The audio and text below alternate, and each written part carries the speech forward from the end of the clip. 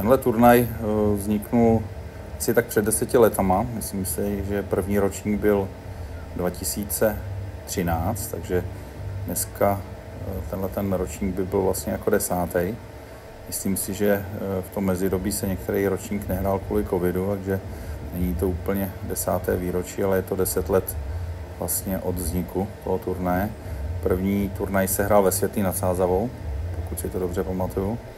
A myslím si, že ten druhý stadion byl v Letči nad Sázavou, že se hrálo na 2 místech. A potom jsme se přestěhovali do Budvar Areny, protože jsem chtěl vlastně ten turnaj hrát v lepší hale. Ale pak jsme našli zázemí tady v Telči a myslím si, že Telč je takový velikostně ideálně stadion pro takhle velký turnaj. A myslím si, že ta atmosféra je tady daleko lepší než třeba v nějaký velký hale.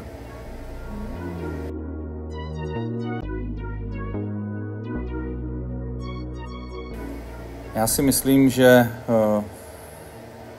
je spousta turnajů, které jsou v nějakých standardních podmínkách. My se snažíme samozřejmě dělat věci, které nejsou úplně běžné na těch turnajích.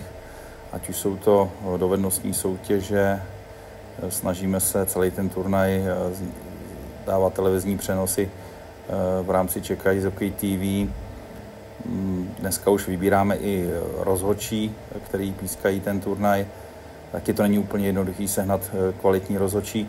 Myslím si, že největší devizou toho turnaje je, že se nám podařilo vlastně získat tady kamerový systém, kde máme k dispozici až 6 kamer a máme dokonalý přehled o tom, co se děje na ledě, prakticky i za mantinelem, takže máme možnost to nějakým způsobem ovlivnit, to dění, a dali jsme tenhle nástroj do ruky rozhodčím, takže rozhodčí mají za sebou kamerový systém, kde když vidí nějakou situaci a něco se jim nezdá, tak přeruší to utkání, můžou se jít podívat, rozhodnou správně a myslím si, že to je třeba jedna z věcí, která nejvíc odlišuje tenhle ten turnaj. Samozřejmě na turnaj do Telče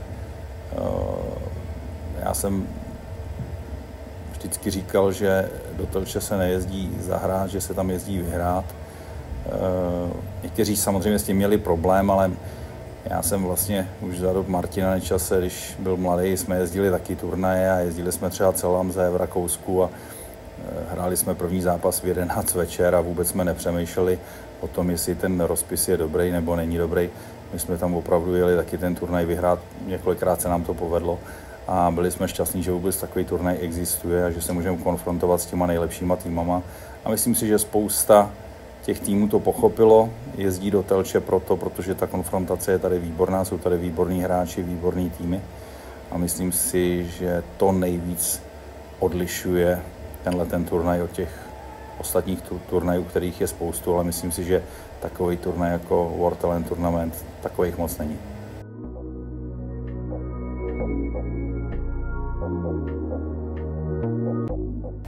No, tak ty dovednostní soutěže se postupem času vyvíjí.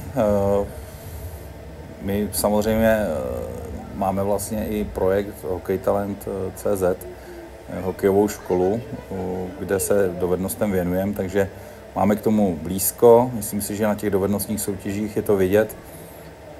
Přemýšlíme pořád a inovujeme vlastně ty jednotlivé dovednostní soutěže. Soutěží se v přesnosti střelby, jsme autoři digitální plachty, digitální zástěny, na který je Dominik Pavlát. Máme k tomu i krásný příběh, kde vlastně Dominik Pavlát v minulosti chytal v projektu Hokej Talent asi nejvíc těch golmanů. Kluci na něj střílí, dávají mu góly. Kdo to dokáže nejlíp, tak to vyhraje. Pak máme dovednostní soutěž ve vedení kotouče. Letos jsme to trošku inovovali, je to daleko těžší to vyhrát. V minulosti jsme dělali takový jednoduchý dráhy, aby každý dojel nakonec. Letos jsme zase trošku přitvrdili, takže nevyhraje to nikdo, kdo nemá dobrý vedení kotouče. Přesně tak to chceme, takže spousta kluků třeba tu dráhu neprojede, ale ty, co to vyhrajou, tak mají velký kredit, protože ten cit pro kotouč mají úžasný a většinou to vyhrajou ty nejlepší hráči, kteří jsou tady a kteří ten daný moment to udělají nejlíp. Takže za to jsem strašně rád. I dovednostní soutěž vlastně v nájezdech prošla vývojem. Není jednoduchý udělat soutěž, kde byste rozsoudili hned brankáře a útočníky. Není to úplně jednoduchý, takže my zaznamenáváme zásahy brankářů a zároveň útočníky nebo hráče, kteří promění ten nájezd. Celkem se nám v tom daří, samozřejmě někdy se chybička vloudí, ale oni to kontrolují i trenéři, takže většinou to dopadne dobře a musím říct, že taky i v této soutěži vyhrávají golmani, kteří opravdu ty nájezdy umí chytat a vyhrávají hráči, kteří ty nájezdy umí proměňovat a je to velice pěkná soutěž, která se jede na obě strany a lidem se líbí.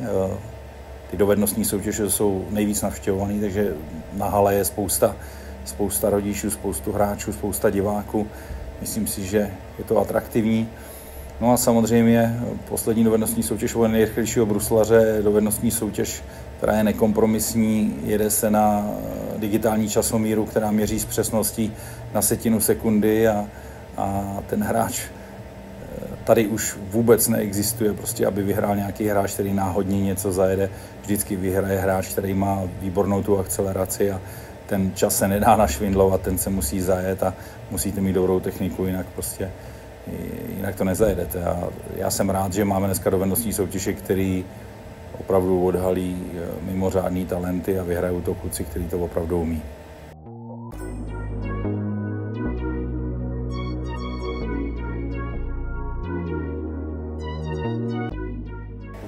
No samozřejmě v té historii turnaje World Talent Tournament tady hrálo spoustu vynikajících hráčů.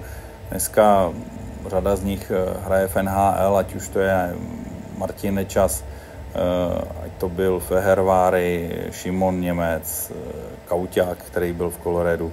Takže spousta Marco Rossi, který vlastně hrál vůbec ten první ročník, který jsme hráli, tak tady hrál.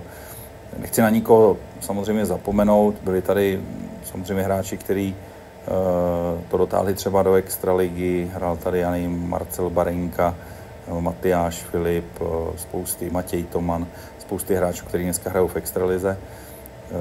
Myslím si, že i teď jsou tady hráči, kteří to někam dotáhnou a možná, že až jestli se povede udělat nějaký vstup za nějaký čas, tak si myslím, že těch hráčů bude čím dál více a jsem rád, že takovýhle turnaj jim v tom pomůže. Není to jenom o českých hráčích, hráli tady výrazní zahraniční hráči, takže když se podíváte, hráli tady rakouský výběry, to byly krajský výběry, vlastně, které fungovaly pod rakouským hokejovým svazem, takže spoustu hráčů dneska rakouského národního týmu startovalo na World Talent Tournament. Jednoho za všechny řeknu Benjamin Baumgartner, který dneska hraje nejvyšší švýcarskou ligu. Dal nám vlastně i zdravici pro ten turnaj, vzpomíná na to prostě v nejlepším možným světle, takže jsem rád za to a myslím si, že to ovlivnilo spousta českých hráčů, slovenských hráčů, ale i zahraničních hráčů a budeme se snažit o to takhle to dělat dál.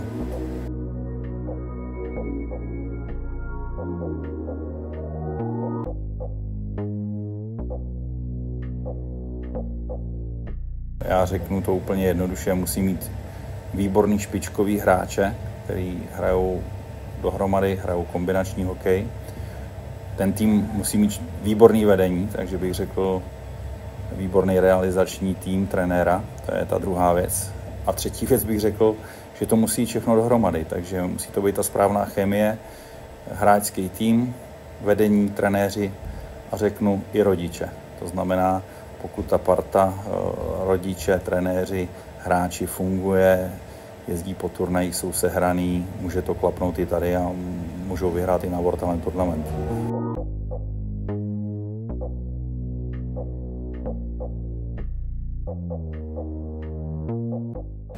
No tak já si myslím, že každý z hráčů, který je výrazný třeba ve svém ročníku, tak líbilo se mi, tady jsem se bavil zrovna s jedním rodičem, byl to ročník, myslím, 2015 a on mi sám říkal od sebe, já znám téměř všechny hráče ročníku 2015, kteří jsou výborní a musím vám říct, že všichni tady hrajou za nějaký tým, což mě překvapilo a potěšilo. Já bych chtěl, aby všichni hráči, kteří jsou výborní v tom ročníku, aby přijeli semka hrát do Telče. Samozřejmě vítám tady všechny ty hráče, ať už přijedou v jakýmkoliv týmu. Myslím si, že dneska jsem v nějaký takové pozici, kdy dokážu mít nad tím nadhled a v té historii to ne vždy bylo, když jsme měli prostě jako vlastní týmy v těch turnajích. Dneska bych řekl, že všem těm týmům to přeju a je mi úplně jedno, kdo to vyhraje. Já si to užívám jako pozorovatel, řeknu divák a fandím všem, který to umí a kdo vyhraje, tak ten je pro mě, ten má ten můj respekt.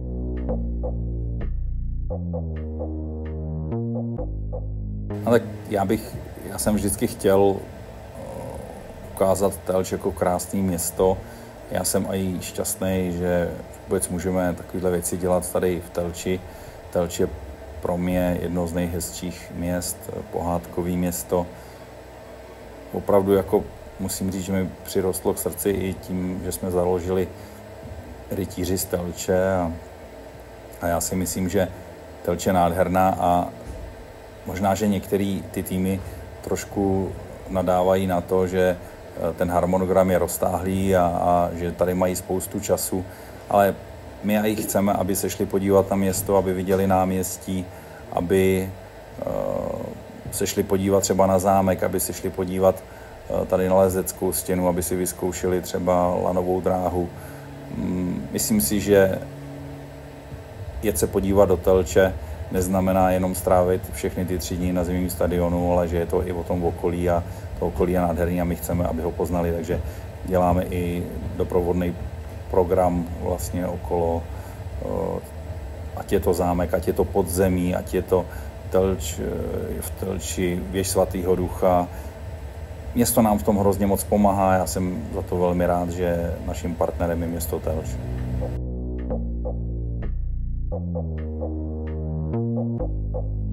Máme živý vysílání vlastně v rámci streamu Czech Ice Hockey TV, takže každý, kdo tady má třeba vnuka, dítě, se může podívat, přihlásit na Czech Ice Hockey TV a může se podívat vlastně na jakýkoliv zápas i zpětně, takže jsem za to rád, ta spolupráce funguje velice dobře a jsem rád nejen při World Talent Tournament, ale jsem rád, že všechny zápasy, které se hrajou tady Hockey Talent Center Telč, jsou vysílaný a myslím si, že ty rodiče to hojně využívají a fanoušci.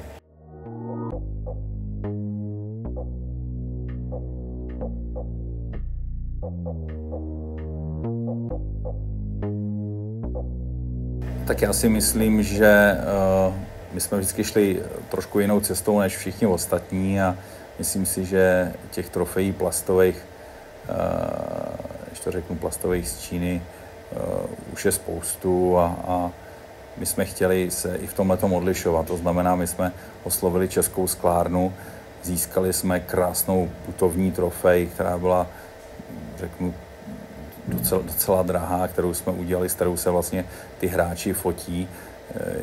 Ten vršek vypadá velice podobně jak třeba salátová mísa, třeba v tenise, je to broušená věc, takže hodně jsme si na tom dali záležet a v turnaji vlastně každý z těch týmů na prvních 3 místech vyhraje krásný pohár, který neustále měníme. Snažíme se ty designy měnit i barevně, to znamená na World Talent Tournament máme třeba modrý designy, na Summer Talent Cup máme žlutý a na Christmas Hockey Series máme červený, takže Česká sklárna nám vychází maximálně vstříc, já jsem za to strašně rád. Cítí taky, že je v nás potenciál a myslím si, že i tohle je věc, kterou se World Talent Tournament odlišuje od ostatních turnajů.